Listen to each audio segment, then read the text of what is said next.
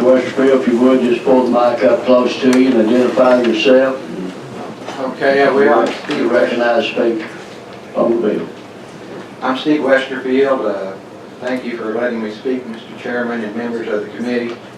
I'm from Hot Springs. I would just like to add a little bit to what we've heard so far. I'm speaking against the bill.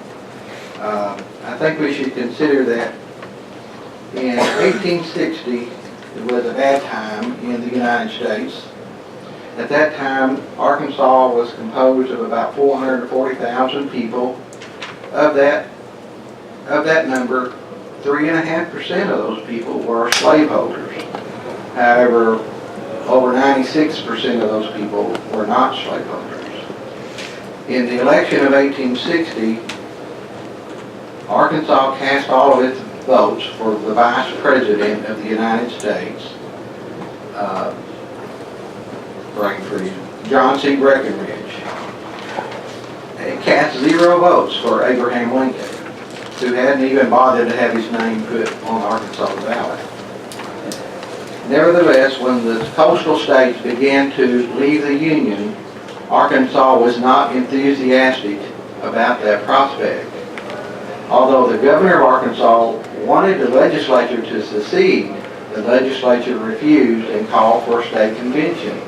At the convention, delegates met, and there was so little support for secession, so little support for independence, that they never even cast a vote.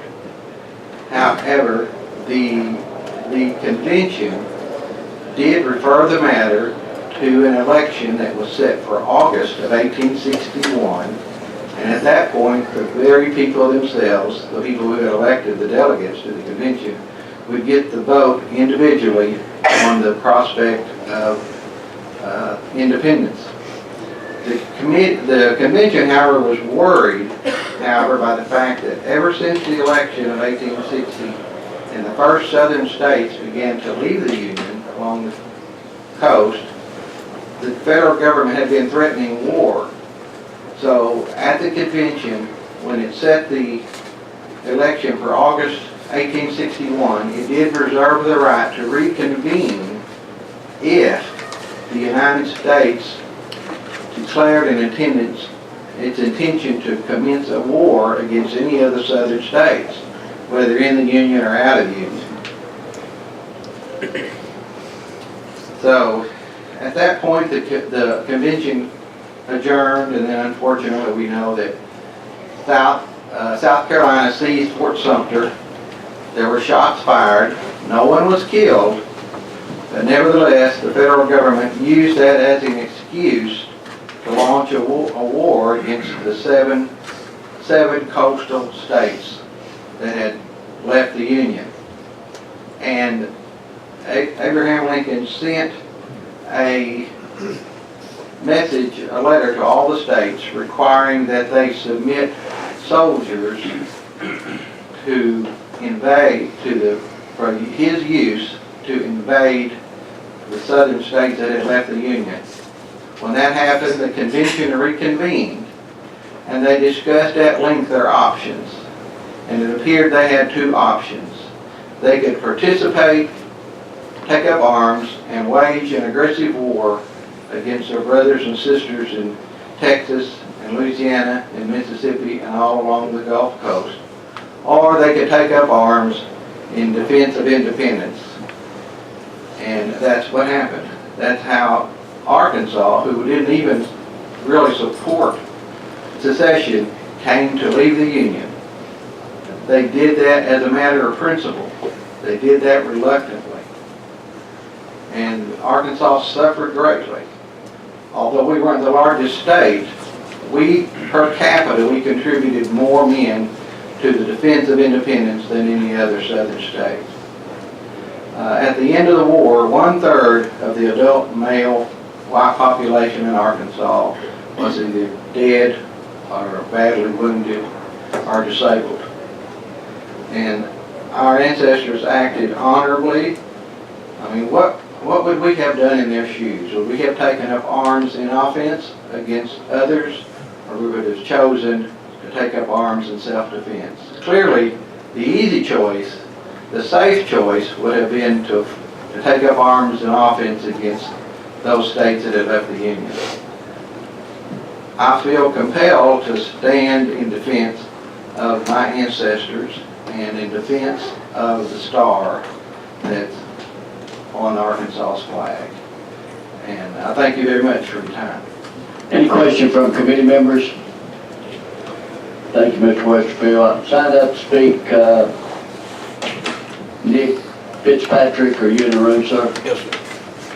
Mr. Fitzpatrick, if you would just have a seat at the end of the table. You signed up to speak against the bill. If you would just identify yourself, you can speak on the bill. Thank you, Mr. Chairman.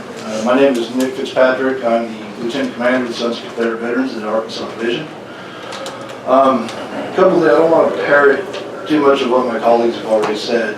I do want to say that in the previous bill that was on this issue, Representative Blake had read the names of men who were brutally assaulted, lynched, and killed during the period when the star in question was added. And those men, we believe, should always be forever memorialized and never forgotten.